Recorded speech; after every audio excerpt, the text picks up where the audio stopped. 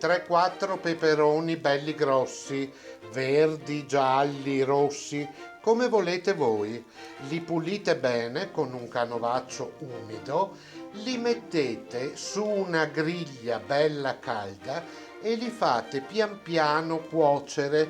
Ogni volta che un lato del peperone sarà ben grigliato, voi lo girerete fin quando completerete la cottura. Io, avendo la fortuna di avere la stufa a legna, posso farlo molto lentamente, ma se invece avete il fuoco a gas, mettete la fiammella al minimo e cuocete i peperoni lentamente. Ed eccoci, quando i peperoni sono cotti e ancora caldi, li mettete in un sacchetto per alimenti, ovviamente pulito, sterile, li mettete per qualche minuto in un sacchetto e chiudete il sacchetto. A che cosa serve far questo? Serve a far sì che voi riusciate a sbucciarli con facilità, a togliere la pelle con facilità.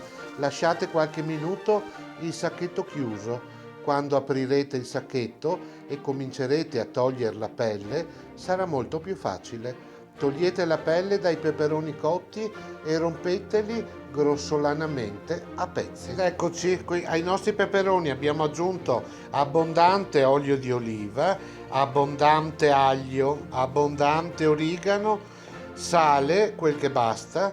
Dopodiché mescoliamo bene, li copriamo e teniamo presente che potranno durare anche qualche giorno in frigorifero.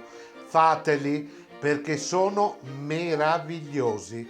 Io vi saluto, appuntamento alla prossima ricetta. Ah, volevo dirvi, dalla prossima ricetta torneremo a parlare in veneziano. Un bacio a tutti dal vostro Cesare.